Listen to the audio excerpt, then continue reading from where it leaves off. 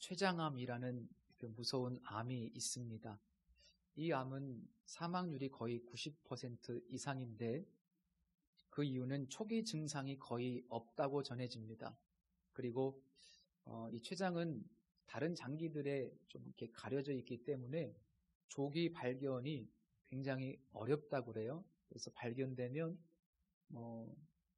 3기 이상, 4기 말기까지 가는 그런 무서운 암입니다. 그런데 그 2012년도 그래도 꽤 오래된 얘기인데 그 미국의 잭 안드라카라고 하는 10대 소년, 15살짜리 소년인데 그 소년이 정확도가 거의 100%에 달하는 이 췌장암 조기 진단 키트를 발명해냅니다. 놀라운 일인데요. 물론 이 진단 키트는 당시 실험용 쥐로 테스트를 했었기 때문에 그 당시에 상용화 단계까지는 시간이 좀 걸린다고 그랬는데 지금은 제가 어떤지 모르겠습니다. 최근에 이것이 상용화 됐는지 어떤지는 잘 제가 알아보지는 못했습니다. 그런데 어떻게 왜 이 소년이 그런 놀라운 것을 개발하게 되었을까? 어떻게 그것이 가능하게 되었을까? 그 이야기가 굉장히 놀랍습니다. 이 사연을 보니까요, 사건의 시작은 이 가족과도 같았던 아버지의 친한 친구 테드라고 하는 아저씨가 갑작스럽게 췌장암으로 돌아가신 겁니다. 아버지께서 너무나 사랑하는 친구를 잃은 그 상실감과 슬픔을 견디지를 못하시는 겁니다. 그런 모습을 보면서 이 소년이 의문이 들기 시작했죠. 이 췌장암이라고 하는 것이 어떤 질병이길래 이렇게 의학이 발달한 세계에서 이 병을 어떻게 이렇게 진단하지 못하고 갑작스럽게 죽을 수밖에 없었는지, 이게 과연 있을 수 있는 일인지 이런 의문과 회의를 갖게 된 겁니다. 이 의학 지식이 전혀 없는 이 소년이 그때부터 인터넷을 샅샅이 뒤지기 시작합니다. 그래서 췌장암에 관련된 그 수많은 정보들을 다 취합을 했는데 그리고 나서 이 소년이 굉장히 깜짝 놀랐다고 그래요. 왜냐하면 지금까지 사용해온 그 췌장암 진단법이 이미 60년 전에 개발된 아주 오래된 진단법이라는 거죠. 그리고 검사 시간이 14시간이나 당시에 걸렸는데 너무 길게 오래 걸립니다. 또 검사 비용도 한 번 검사를 받으려면 너무나 비싸요. 그 당시 미국에서 이 검사 비용이 약 $800, 하나로 환산하면 100만 원이 조금 안 되는, 물론 우리나라에서는 더 비쌌을 겁니다. 근데 이 굉장히 검사 비용이 비싼데 정확도가요, 그 당시에 30%. 그거밖에 되지 않는다는 사실도 알게 돼요. 그래서 그 이후에 이 잭 안드라카는 췌장암을 조기에 발견할 수 있는 그 도구를 한번 만들어 봐야 되겠다, 이런 생각을 합니다. 그래서 그때부터 이 학생이 인터넷 웹사이트, 이제 구글 사이트, 그리고 위키피디아, 이 백과사전, 이런 정보들을 얻을 수 있는 곳을 막 검색을 해서 혼자 공부를 하기 시작하는 거예요. 아무런 지식이 없는 이 소년이 얼마나 많은 시행착오와 실패를 거쳤겠습니까? 그러다가 결국에 약 4,000번의 도전 끝에 이 췌장암에 걸리면 우리 몸속에서 증가하는 단백질이 있는데 그 단백질이 메소탈린이라는 그런 것이 있다는 것을 발견하게 돼요. 그러니까 췌장암에 걸리면 우리 몸속에서 단백질 하나가 그게 계속해서 증가하는 것을 찾아낸 거예요. 그래서 이제 희망을 좀 갖고 이걸 하나를 발견했는데 이제 어떻게 하면 좋을까 고민을 하다가 이제 그 지역에 있는 대학들 중에서 췌장암과 관련된 연구를 하는 이제 의학대학 또 교수진 200명을 추려가지고 그런 내용들을 자기가 연구한 것을 정보를 취합을 해서 메일로 보냅니다. 이런 것을 발견했습니다. 진단할 수 있는 도구를 만들 수 있지 않겠습니까? 그런데 200명에게 보냈는데 199명의 전문가들이 이거는 실현될 수 없는 아이디어다. 이건 불가능하다. 조목조목 반박을 하는 답을 보내왔다고 해요. 그런데 그 중에 단 한 사람, 미국의 아주 유명한 그 존스 홉킨스 대학의 의과대학의 한 박사, 그 박사 이름이 아니르반 마이트라 박사라고 하는데, 이 박사만큼은 어쩌면 가능할 것도 같다, 그렇게 답을 해준 겁니다. 그래서 이 잭이라는 소년이 그때부터 또 희망을 갖고 약 500편 이상의 연구 논문을, 의학 논문을 이 친구가 읽은 거예요. 그래서 정보를 좀 가지고 그 박사님에게 찾아간 겁니다. 그 대학으로. 그래서 그 박사님을 설득하기 시작했어요. 내가 한번 해보겠다. 좀 황당한 이야기 같지만, 그래서 이 꼬마 소년에게 연구실 한 켠을 빌려줍니다. 그래서 이 소년은 자기가 발견한 그것을 가지고 계속해서 학교 끝나면 연구실, 학교 끝나면 연구실, 방학 때도 아침부터 저녁 때까지 연구실, 그렇게 들락달락 7개월 끝에 드디어 이 췌장암 진단 키트를 발명해내요. 그 이름이 옴키트라고 하는데, 검사 기간은 5분. 매우 놀랍죠? 5분. 그리고 검사 비용은 3센트. 100원도 안 됩니다. 정확도는 거의 100%. 진짜로 놀랍습니다. 이게 정말 상용화가 되면 획기적인 제품이 되겠죠. 누구나 다 쉽게 스스로 진단할 수 있어요. 조금 더 오래 사시기를 바랍니다. 기다리시면 좋은 세상이 옵니다. 그래서 많은 사람들이 이제 의학상도 받고 굉장히 큰 상도 많이 받고 있는데, 사람들이 그때마다 물어보죠. 기자들이 질문을 하고, 어떻게 이런 거를 발명해낼 수 있었습니까? 근데 그 소년이요, 이런 대답을 해요. 저에게는 사랑하는 사람을 허무하게 잃는 일이 없는 세상을 만들자라는 목표가 있었습니다. 얼마나 이상적인 목표입니까? 사랑하는 사람을 허무하게 잃는 일이 없는 세상을 만들자. 그 아버지의 친구의 죽음을 보면서 저는 이 글을 예전에 신문에서, 인터넷 기사에서 읽었는데 굉장히 놀라웠어요. 어떻게 이 소년이 그런 생각을 했을까? 마치 저는 이 소년의 고백이 하나님의 비전처럼 느껴졌어요. 하나님도 이 땅에 사랑하는 사람들을 허무하게 잃어버리지 않고 영원히 잃어버리지 않기 위해서 엄청난 모험과 도전과 계획을 세우고 실행하십니다. 사실은 오늘 본문의 내용이 그런 이야기죠. 예루살렘 근처에 베단이라는 작은 마을이 있었는데, 이 마을에 3남매가 사이좋게, 아주 우애좋게 모여서 살고 있었습니다. 나사로, 마르다, 마리아. 이들은 정말로 예수님을 사랑했고, 또 예수님도 이 3남매를 그 누구보다도 아주 지극히 사랑하셨습니다. 예수님께서 명절이나 혹은 절기 때마다 이 예루살렘을 방문하게 되면 어김없이 예루살렘에서 가까운 이 나사로의 집 마르다 마리아와 함께 초청을 받아서 식사를 대접받고 또 잠자리도 제공받고, 그렇게 이 가정은 예수님과 제자들을 극진히 섬겼던 가정입니다. 그런데 이제 예수님의 공생의 거의 마지막 순간이 다가오는데, 이 시점은 이제 몇 개월 안 남은 시점이거든요. 그때 사랑하는 나사로가 병들어 죽게 되었다는 소식을 듣게 되죠. 당시 예수님은 유대인들의 이 십장을 보면 유대인들의 이 손길을 피해서 요단강 건너편으로 피신해 있었습니다. 예수님은 요단강 건너편 이곳에서 공생애를 시작하셨거든요.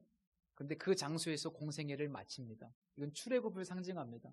요단 동편에서 이스라엘 백성들이 치고 들어왔는데, 어쨌든 예수님은 마지막 공생애를 처음 시작하셨던 요단 동편에서 계시는데, 누구보다도 그 예수님의 그 지금 어려운 상황들을 잘 알고 있었던 마르다와 마리아는 이제 감히 예수님 와주십시오. 여기 오면 위험하니까, 여긴 예루살렘 근처니까 그렇게 어떤 직접적인 간청은 하지 못해요. 그래서 오늘 본문에 보면 아시겠지만 예수님 사랑하는 자가 병들었습니다. 그저 그렇게 기별을 전할 뿐이죠. 어쨌든 예수님은 이 소식을 들으셨고 성경에 보니까 그 계시던 곳에 이틀을 더 머물러 계셨습니다. 가족들 생각은 위험하긴 하지만 그래도 너무나 사랑했던 사람이기 때문에 예수님께서 달려오실 줄 알았는데 그러나 예수님은 그들이 원하는 대로 반응해 주지는 않습니다. 어떻게 보면 참 야속한 일입니다. 사랑하는 자, 정말 특별히 사랑했던 사람, 그리고 그 누구보다도 앞서서 예수님을 섬겼던 사람, 예수님이 이 지역에 지나가시면 늘 머물게 하시고 식사를 대접하고 귀하게 섬겼던 이 가정, 그 누구보다도 헌신했던 가정. 그런데 예수님께서 빨리 달려와서 고쳐주시지 않고 오히려 이틀이나 더 머물러 계시고 그 이틀이라고 하는 시간 동안에 나사로는 죽게 됩니다. 예수님은 이렇게 말씀하시죠. 이 병은 죽을 병이 아니라 하나님의 영광을 위함이요 하나님의 아들이 이로 말미암아 영광을 받게 하려 함이라. 나중에 마르다를 만났을 때도 예수님은 이런 이야기를 하십니다. 네가 믿으면 하나님의 영광을 보리라. 믿으면 하나님의 영광을 볼 것이다. 이 말씀들을 좀 가만히 보면 우리의 삶 가운데 우리가 원하시는 방식으로 혹은 우리가 원하는 시간에 개입하지 않으시는 이유, 예수님께서 우리의 삶에 종종 이렇게 섭리하시는 이유는 첫 번째, 가장 큰 이유입니다. 하나님의 영광을 드러내시기 위함이라는 거죠. 우리의 영광이 아닙니다. 우리의 존재 이유가 하나님의 영광이라는 것이죠. 그래서 철저히 예수 그리스도께서는 하나님의 영광에 부합하도록 이 땅에서 삶을 사셨고 지금도 예수님은 우리의 삶 가운데 하나님의 영광을 위하는 목적으로 일하신다는 것을 기억해 주시기를 바랍니다. 우리의 영광이 아니에요. 두 번째 목적이 있습니다. 두 번째는 우리의 삶에 사실은 더 좋은 것, 더 놀라운 것, 특별히 믿음을 주시기 위함입니다. 우리의 삶에 우리가 원하는 방식대로 일이 진행되지 않지만 우리가 원하는 시간에 하나님이 역사하지 않으시지만 그러나 우리는 이 사실을 분명히 믿을 수 있어야만 해요. 더 좋은 것을 주시기를 원하시는 하나님, 특별히 우리에게 큰 믿음을 주시기를 원하시는 하나님. 그래서 우리가 믿음이 연약해서 늘 불평하고 원망할 때가 있지만 또 살아가다 보면 답답할 때가 있지만 그러나 예수님의 일하심은 언제나 하나님에게도 최선이고 예수님께서 사랑하시는 우리에게도 최선인 줄을 믿으실 수 있기를 축복합니다. 예수님은 나사로가 죽은 후에 나흘 만에 베다니에 도착하셨죠. 시체가 다 부패했어요. 이제 완전한 죽음이죠. 당시 많은 사람들이 위로하기 위해서 이 집에 방문을 했었습니다. 예수님께서 오신다는 소식을 듣고 마르다가 제일 먼저 달려나가 예수님을 맞이합니다. 주님께서 여기 계셨더라면 내 오라버니가 죽지 아니하였겠나이다. 잠시 후에 마리아 역시 똑같이 고백합니다. 주님께서 여기 계셨더라면 내 오라버니가 죽지 아니하였겠나이다. 그리고 그녀는 눈물을 흘립니다. 이 고백은 사실 어떤 고백이라고 하는 차원보다는 섭섭함과 또 인간적인 슬픔과 이런 것들이 짙게 배어있는 질문이라고 볼 수 있을 것 같습니다. 예수님 왜 일찍 오시지 않았습니까? 예수님 왜 이 사랑하는 나사로를, 우리 오라버니를 고쳐주시지 않으셨습니까? 이런 무언의 질문처럼 우리에게 다가옵니다. 사실 주님은 이 나사로를 통해서 하나님의 영광을 드러내시고 또 우리에게 믿음을 주시길 원하시고 하나님이 우리에게 무엇을 해 주시길 원하시는지 그 놀라운 비밀을 계시해 주시길 원하시지만 그러나 그것을 알 수 없는 우리의 연약한 한계로 인해서 그들은 정말 너무나 슬퍼하고 아파하고 원망했습니다. 주님은 이렇게 말씀하셨습니다. 나는 부활이요 생명이니 나를 믿는 자는 죽어도 살겠고 무릇 살아서 나를 믿는 자는 영원히 죽지 아니하리라.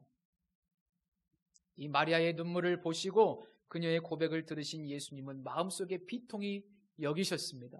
이것은 어떤 슬픔의 감정이라기보다는 그 사랑하는 자를 빼앗아간 죽음의 권세를 향한, 죽음의 권세에 대한 예수님의 분노의 감정입니다. 그리고 예수님은 불쌍히 여기셨어요. 그리고 급기야 예수님은 눈물을 흘리셨습니다. 이 성경에 예수님께서 눈물을 흘리셨다라고 분명히 명시하고 있는 유일한 구절, 예수님께서 눈물을 흘리셨다. 이 예수님의 눈물은 죽음의 권세 아래 무력하게 죽어가는 자들을 향한 깊은 안타까움과 슬픔의 눈물이죠. 그리고 그 죽음의 권세에 대한 거룩한 분노가 함께 섞여 있는 눈물입니다. 슬픔과 분노의 눈물이죠.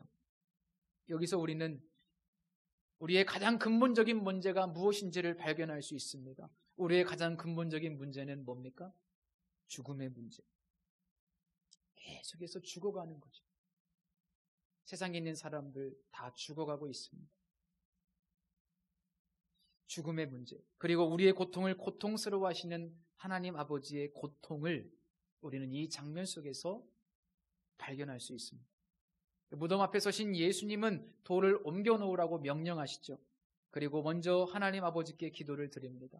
기도를 드리시는 이유는 불러선 사람들을 위해서, 예수 그리스도의 기도로, 우연이 아니라 예수 그리스도의 권세로 이 사람을 살려내서 그들로 믿게 하기 위해서, 예수님이 누구신지를 믿게 하도록 하기 위해서 예수님은 먼저 기도하시고 그렇게 감사의 기도를 마치십니다.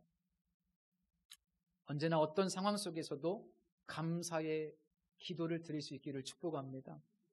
다음 주가 추수감사주일인데 우리 하나님 앞에 어려운 현실 속에서도 예수님처럼 하나님이 나를 보고 계시고 아직 우리를 향한 기적들이 남아있음을 믿고 무엇보다 우리의 삶에 하나님의 영광을 드러내실 것을 믿고 또 믿음을 주실 것을 믿고 믿음으로 감사하시기를 축복합니다. 먼저 감사하십시오. 예수님 먼저 감사 기도를 마치시고 큰 소리로 나사로를 부르십니다. 죽음의 권세의 굴복에서 저 무덤 속에서 잠자고 있는 부패한 시신을 향하여 나사로야 나오라, 나사로야 나오라. 예수님께서 명령하십니다. 이 예수님의 명령은 나사로를 향한 명령이기도 하지만 사실은 죽음의 권세에게도 명령한 겁니다. 너 죽음의 권세야, 나사로를 내어놓으라. 예수님은 그 죽음의 권세에게 선포하셨습니다. 나사로를 내어놓으라. 그리고 예수님께서 말씀하셨을 때 놀랍게도 그 죽음의 권세가 항복하는 것을 볼 수 있습니다. 44절, 죽은 자가 수족을 베고 배로 동인 채로 나오는데 그 얼굴을 수건에 쌓였더라. 예수께서 이르시되 풀어놓아 다니게 하라 하시니라. 예수님의 권세는 놀라운 권세예요. 죽음의 권세를 넘어서는 권세입니다. 예수님께서 죽음에게 명령하셨을 때 마치 큰 물고기가 뱃속에 있는 요나를 토해내듯이 그 죽음의 권세는, 그 무덤은 요나를, 이 나사로를 토해내는 것을 봅니다. 예수님께서 승리하신 것이죠. 사단은 우리를 죽음으로 몰아가지만 하나님은 우리를 생명으로 이끌어 가시는 줄 믿습니다. 사단은 우리를 죽게 했지만 그러나 예수님은 그 죽음 속에서 우리를 다시 살려내시는 분이심을 믿습니다. 사도 바울은 선포합니다. 사망아 너의 쏘는 것이 어디 있느냐? 사망아 너의 승리가 어디 있느냐? 사도 바울은 위대한 선포를 하죠. 죽음의 권세는 끝났다. 사망의 권세는 종료되었다. 예수님은 이 놀라운 표적을 통해서 마지막 십자가에 달리시기 전에 우리에게 이런 말씀을 주십니다. 지금도 역사하는, 이 땅에서 지금도 역사하는 죽음의 권세, 어둠의 권세, 흑암의 권세를 물리치기 위해서 이 땅에 오셨다는 것을 우리에게 이 사건을 통해서 말씀해주고 있습니다. 마치 그 잭 안드라카라는 소년이 사랑하는 사람들을 허무하게 잃는 일이 없는 세상을 만들자 이 엄청난 목표를 가졌던 것처럼 예수님도 사랑하는 사람들을 영원히 잃어버리지 않기 위해서 영원토록 신부와 함께하고 싶어서 죽음의 권세로부터 사랑하는 자들을 해방시켜 주시기 위해서 이 세상에 오셨다는 것을 보여주시기를 원하셨습니다. 이 본문 안에서 죽은 나사로를 살리신 예수님의 가장 중요한 내면의 동기는 뭘까요? 그것은 바로 사랑입니다. 그리고 나사로에게 베푸신 그 사랑은 장차 그를 믿는 모든 자에게 베푸실 사랑의 구체적인 표현이죠. 성도 여러분, 하나님의 사랑을 세상에 있는 눈에 보이는 것들로 확인하려고 하지 마시기를 바랍니다. 때로는 건강의 문제가 내 발목을 잡아도 그런 것들로 하나님의 사랑을 확인하려고 하지 마십시오. 하나님의 사랑을 기도의 응답으로 확인하려고 하지 마십시오. 그런 것들도 다 중요한 것입니다만 근본적으로 하나님은 우리를 사랑하신다는 최고의 사랑 표현을 이미 해 주셨습니다. 이 사건 이후에 53절 말씀에 보시면 오늘 본문은 아니지만 이날부터는 그들이 예수를 죽이려고 모이하니라. 다른 복음서들을 보면 소위 성전 청결 사건, 성전 정화 사건이 예수님을 죽이려고 하는 직접적인 동기로 기록되고 있거든요. 그런데 요한복음은 다릅니다. 유독 요한복음에서만큼은 이 죽은 나사로를 다시 살리신 사건이야말로 예수님을 죽여야 되겠다라고 하는 직접적인 빌미가 됩니다. 그때부터 그들이 예수를 죽이려고 모의하게 됩니다. 그리고 오늘 본문 안에도 예수님의 죽음을 암시하는 표현들이 몇 가지가 있습니다. 예를 들면 43절에 큰 소리로 나사로를 부르지요. 근데 이 큰 소리는 잠시 후에 조금 있다가 예수님께서 십자가에 달려 돌아가시기 전에 재판을 받을 때 수많은 유대인들이 그 법정에서 빌라도를 향하여 큰 소리로 예수님을 십자가에 못 박아라, 예수를 십자가에 못 박아라 외치는 그 큰 소리를 암시하고 있습니다. 그리고 44절에도 풀어놓아 다니게 하라는 말씀이 있는데요. 예수님께서 겟세마네 동산에서 잡히셨을 때 그들에게 이야기하죠. 제자들은 풀어 놓아주라. 그리고 오늘 본문은 아니지만 4절 말씀에 보면 하나님의 아들이 영광을 받는다는 표현이 있어요. 하나님의 아들이 영광 받는다는 표현은 뭘까요? 하나님의 아들이 십자가에서 죽는다는 것을 의미합니다. 이 사건을 통해서 하나님이 영광도 받으시고 하나님의 아들도 영광을 받으실 건데 그 하나님의 아들이 영광 받는다는 것은 이 사건으로 인해서 예수님이 십자가에 죽게 될 것이다. 죽는 것을 우리에게 보여주고 있습니다. 그러니까 사도 요한은 이 사건 전후에 그리고 이 안에 있는 내용들을 통해서 직간접적으로 이런 메시지를 우리에게 전해주고 있습니다. 예수님께서 우리를 너무나 사랑하셔서 죽음의 권세에서 우리를 건져주시기를 원하셨고 그래서 자신의 생명과 우리의 생명을 바꾸셨다. 이것이 바로 사도 요한이 전해주고 싶은 이야기입니다. 그렇습니다. 예수님은 우리를 살리시기 위해서 자신의 생명과 우리의 생명을 바꾸셨어요. 우리는 그렇게 귀한 존재입니다.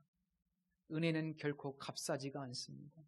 예수님은 우리를 살려주시기 위해서 자신의 생명을 바꾸셨어요. 혹자는 이것을 위대한 맞바꿈이라고 이야기합니다. 그래서 십자가 사건이 가장 큰 사랑의 증거죠. 제가 아까 말씀드렸습니다. 기도 응답이나 눈에 보이는 상황이 잘 되는 것이나 또 어떤 이 세상의 것들로 우리가 하나님의 사랑을 확인하려고 하지 마시라고. 왜냐? 십자가가 있기 때문에 그렇습니다. 이미 하나님은 십자가를 통해서 우리를 너무나 사랑한다는 사랑의 극치를 우리에게 보여주셨어요.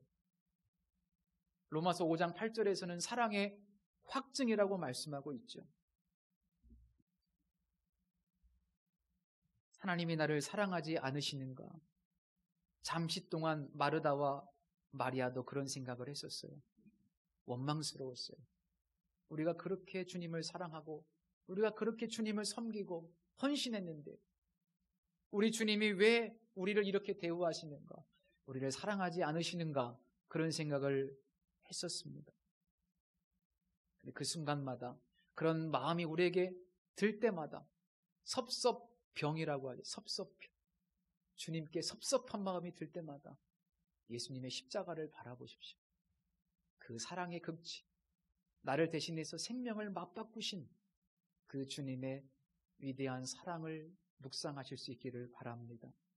놀랍게도 이 사건 속에는 예수님의 죽음만 암시되어 있는 것이 아니고 예수님의 부활도 암시되어 있습니다. 내 오라버니가 다시 살아나리라 주님이 말씀하셨는데 이 다시 살아나리라 라고 하는 표현이 바로 예수님의 부활을 암시하죠. 그리고 마지막 절에서 이 시체가 정말 수족을 배로 동인 채로 나오는데 그 얼굴은 수건에 쌓여 있다. 여기서 나오는 수건이라는 표현도 예수님이 무덤에 계실 때 예수님 얼굴을 덮었던 천, 헬라어로 같은 단어를 다 쓰고 있습니다. 그러니까 요한은 이 본문 안에 예수님의 죽음도 암시하고 있고 그러나 죽음이 끝이 아니라 예수님의 부활도 여기에 암시해 놓고 있습니다. 그래서 이 마지막 7번째 표적의 종합, 최고의 표적입니다. 예수님의 죽으심과 부활, 그리고 그 내면의 동기는 우리를 향한 사랑. 예수님께서 죽음의 권세를 이기시고 다시 살아나신 줄로 믿습니다. 그래서 이 나사로의 죽음과 다시 살아남은 정확하게 몇 개월 후에 벌어질 예수님의 죽음과 부활을 보여주는 마치 예고편과 같습니다. 나는 부활이요 생명이니 나를 믿는 자는 죽어도 살겠고 무릇 살아서 나를 믿는 자는 영원히 죽지 아니하리라. 이것을 내가 믿느냐? 믿으십니까? 예수 믿고 죽은 사람이나 예수 믿고 살아있는 사람이나 생명의 주인이신 예수님 앞에서는 모두 같다는 말씀이죠. 마르다는 지금 살아있지만 언젠가는 죽을 것이고 나사로는 죽었지만 다시 산다는 기가 막힌 말씀입니다. 부활이요 생명이신 예수님 앞에서는 죽음이 아무런 문제가 되지 않는다는 말씀이에요. 성도 여러분, 죽음이 아무런 문제가 되지 않으시나요? 아멘이 없으시네요. 죽음이 아무런 문제가 되지 않는다. 죽음의 권세를 해결하셨기 때문에, 죽음의 문제를 해결하셨기 때문에 우리에게 죽음의 문제가 아무것도 아니라고 말씀하고 있습니다. 이 질문을 조금 더 제가 직접적으로 바꾸어서 드릴게요. 세상 사람들이 가장 두려워하는 죽음의 문제, 성도 여러분, 이 죽음의 문제를 초월하셨습니까? 이 얘기를 지금 하고 싶은 거예요, 예수님께서. 죽음의 문제를 초월하셨습니까? 두려우십니까?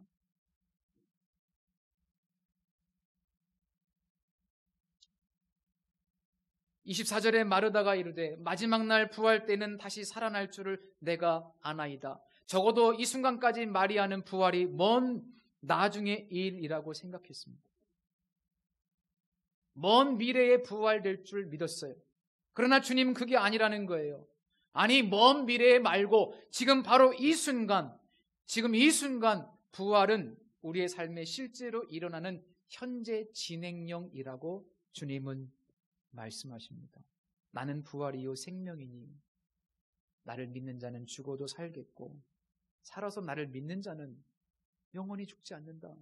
지금 죽지 않는 것이다. 예수님은 지금 우리가 부활의 삶을 살고 있고 부활의 삶을 살아내야 된다고 말씀하시는 거예요. 먼 미래에 예수님 다시 오시면 부활한다. 이게 아니고요. 이미 우리는 죽었다가 살아난 존재이기 때문에 부활의 삶을 사는 거예요. 그래서 사도 요한은 이 사건을 통해서 부활은 죽음 이후의 삶이 아니라 지금 죽음을 초월하는 삶의 능력으로 작동하는 현실이라고 말씀하고 있습니다. 사도 바울이 이런 고백을 합니다. 나의 간절한 기대와 소망을 따라 아무 일에든지 부끄러워하지 아니하고 지금도 전과 같이 온전히 담대하여 살든지 죽든지 내 몸에서 그리스도가 존귀하게 되려 하나니 이는 내게 사는 것이 그리스도니 무엇도 유익함이라 죽는 것도 유익함이라. 이것이 부활의 신앙이고 그래서 사도 바울은 부활의 권능이라는 표현을 씁니다. 죽는 것도 유익하다. 살든지 죽든지. 제일 무서운 사람이 어떤 사람인 줄 아세요? 죽음을 초월한 사람. 그런 사람을 세상이 감당할 수 없는 믿음의 사람이라고 합니다. 교부 중에 아주 유명한 요한 크리스토스톰이라는 교부가 있어요. 이 크리스토스톰은 황금의 입이라는 뜻입니다. 설교를 너무 잘해서 별명이 황금의 입이에요. 정말 위대한 설교자였는데 사람을 두려워하지 않았고 죄와 관련된 설교를 굉장히 많이 했다고 그래요. 그 당시 사회가 그렇기 때문에. 훗날 그것이 문제가 되어서 이 요한 크리소스톰은 아르카디우스 황제 앞에서 재판을 받게 되는데 이 교부의 형벌을 결정하는 자리는 황제가 상상했던 것보다 굉장히 어려웠던 자리였다고 전해집니다.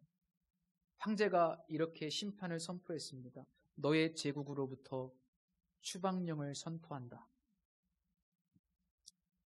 이 대답을 듣고 있던 요한 크리소스톰은 그 판결 앞에 이렇게 대답을 합니다. 황제여, 당신은 저를 추방하실 수가 없습니다.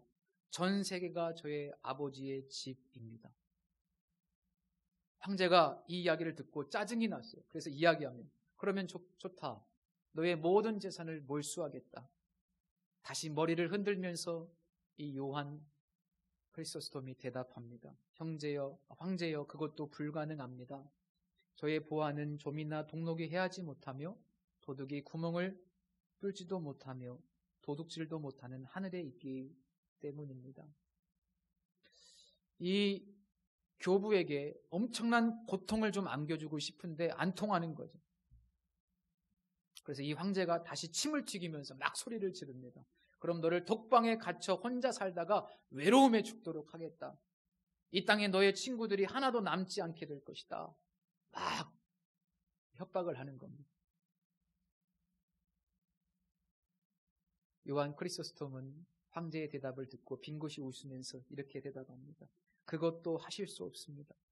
저의 친구는 하늘에 계시며 그는 나를 떠나지도 버리지도 않겠다고 약속해 주셨습니다. 너무나 분노한 이 황제가요, 의자를 뒤로 젖혀버리고 일어나가지고, 뭐 아무리 해도 안 통하니까 성질이 나가지고 그 요한 크리소스톰에게 이렇게 격분한 나머지 이야기합니다. 저놈을 당장 죽여라. 이 대답을 듣고 있던 크리소스톰이 마지막에 이렇게 대답을 했다고 전해집니다. 그렇게 하시면 오히려 저에게 좋은 일입니다. 내게 사는 것이 그리스도니 죽는 것도 저에게는 유익합니다. 나의 진정한 생명은 그리스도와 함께 하나님 안에 감추어져 있기 때문에 당신이 나에게서 결코 빼앗아갈 수 없습니다. 이것이 성도의 삶이에요. 이것이 부활의 권능입니다.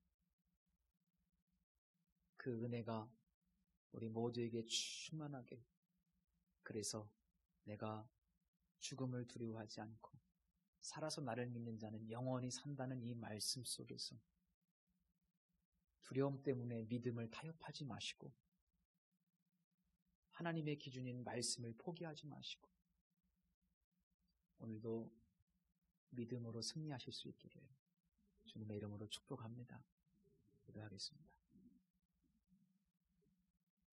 우리의 왕 되신 주님, 하나님을 대적하는 세상에 우리가 비록 살고 있지만 언젠가는 끝날 것이고 완전한 승리가 이루어질 텐데 이미 승리자로서 살면서 세상 두려워하고 염려하고 죽음 때문에 걱정하는 인생 되지 않게 하옵소서. 어떤 상황 속에서도 심지어 내 생명과 내 재산과 내 가족들의 안위가 달린 일일지라도 타협하지 않고 부활의 권능으로 살게 하여 주옵소서. 세상이 감당할 수 없는 믿음의 사람으로 우리를 이끌어 주시기를 원하오며 예수님의 이름으로 기도드립니다. 아멘.